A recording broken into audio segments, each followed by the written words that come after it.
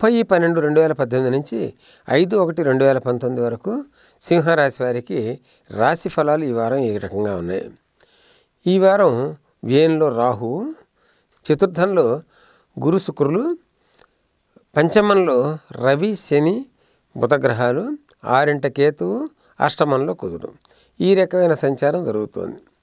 ఈ రకమైన సంచారం జరుగుతున్న సమయంలో అష్టమ కుజుడితో సంబంధించినటువంటి చిన్న చిన్న దోషాలు వెంటాడుతూ ఉంటాయి.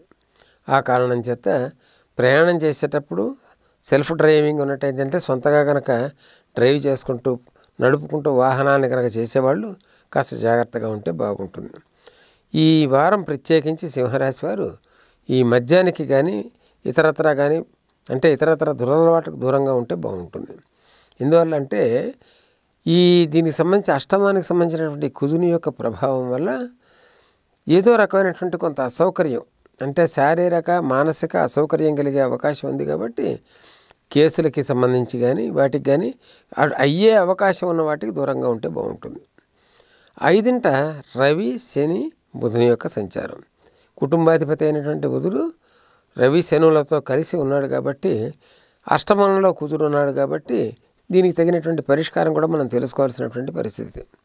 పరిష్కారం ఏంటంటే ఎక్కడైనా సరే అవకాశం ఉండి దొరికినట్టయితే రాగి బిళ్ళ, రాగి అది సూర్యనారాయణమూర్తి ప్రతిమ కానీ లేకపోతే సత్యనారాయణ స్వామి యొక్క ప్రతిమ కానీ ఇతరత్ర ప్రతిమలు రాగి లోహంతో ఉండాలి. ఆ లోహంతో ఉన్నటువంటి ప్రతిమని ధరించాలి మెడలో. తద్వారా ఈ సంబంధించినటువంటి దోషాలు చాలా వరకు సమస్యపోతాయి. శాస్త్రం పరిష్కారం చెప్తుంది కాబట్టి ఈ పరిష్కారం చాలా తేలికైనటువంటి పరిష్కారం, ఇబ్బంది లేనటువంటి పరిష్కారం, సుఖకరమైనటువంటి చాలా అది ఆమోదయోగ్యమైనటువంటి పరిష్కారం. కాబట్టి ఇటువంటి పరిష్కారాల ద్వారా సుఖకరమైనటువంటి జీవితాన్ని పొందొచ్చు.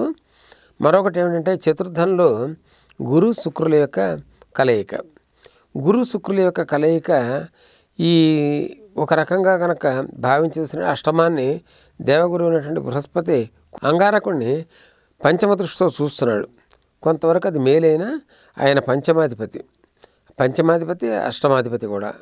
ఆ కారణం చేత దేవగురువు అయినటువంటి బృహస్పతి యొక్క అమృతమైనటువంటి కృప లభించాలంటే మాస శివరాత్రి రోజున కానీ లేకపోతే అమావాస్య రోజున కానీ ఈ శనగలు నానబెట్టి ముందు రోజు రాత్రి నానబెట్టి శనగలు కనుక పంచినట్టయితే బాగుంటుంది.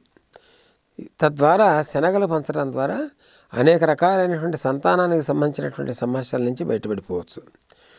మనం పేరెంటాల్లో శనగలు పంచుతాం. శనగలు శుభానికి సంకేతం. రెండవది వచ్చి శనగలు ఎందుకు పంచుతామంటే పిల్లలు ఎక్కి రావాలని పంచుతాం. 16 ఫలాల నోవు కానీ శనగలు పంచడం కానీ ఇవన్నీ కూడా ఆచారం, మనమంతా ఈ ప్రాంతీయ ఆచారంగా చేస్తున్నటువంటివే.